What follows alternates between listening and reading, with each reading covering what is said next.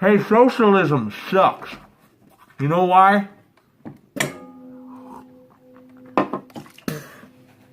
Because it's forced charity.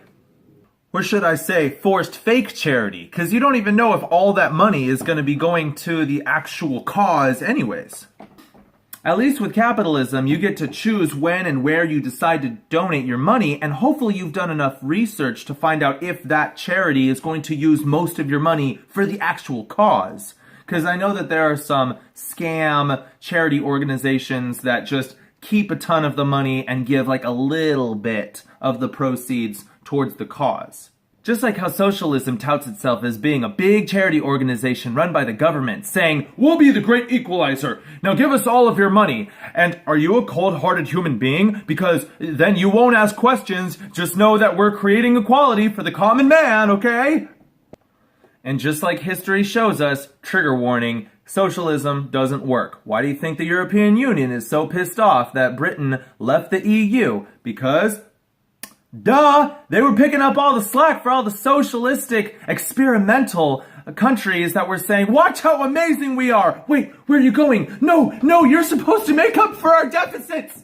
And to anybody who says, well, capitalism only leads to greedy fat cats that never want to let go of any of their money. Well, what the heck? There's tons of capitalists that love to give their money and donate to causes, but you just can't force them to do it. I mean, where's the goodness of heart that the left is always touting as, oh, we're so tolerable and loving? Where's the goodness of saying, give us the money, give us the money, give us the money? Here's a story to illustrate my point. William Colgate, a man whose name you guys would recognize, was born in 1783, England, and his father, Robert, fell in love with the idea of America, which was a brand new up-and-coming nation at the time. And so he moved his entire family with little Robert to Maryland, where he started a soap company with young William helping him.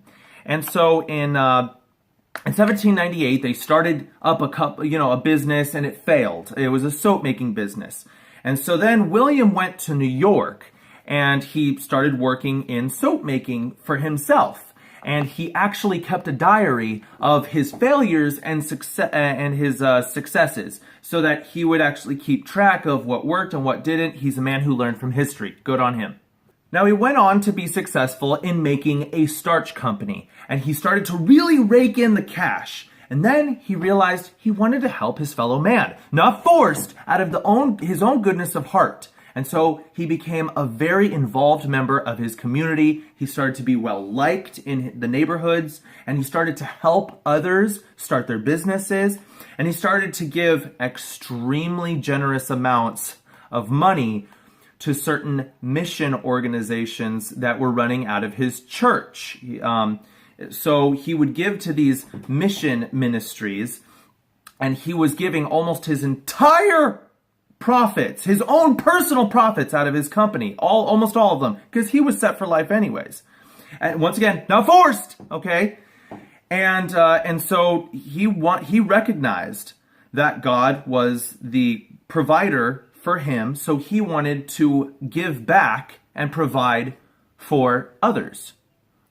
He then continued to be successful in making soap, candles, and starch with the William Colgate and Company, which was the name of the brand, until he died and his son took over the company. Then it just became Colgate and Company. And in 1873, Colgate came out with its first toothpaste. Well, not this one, but another one. It was called a tooth cream at the time, actually. And in 1893, Colgate was actually the first company to put toothpaste in a tube. Yeah, interesting. You want to hear something interesting? As of this year, Colgate as a company is 210 years old. Almost as old as the USA itself. And that is off of capitalism.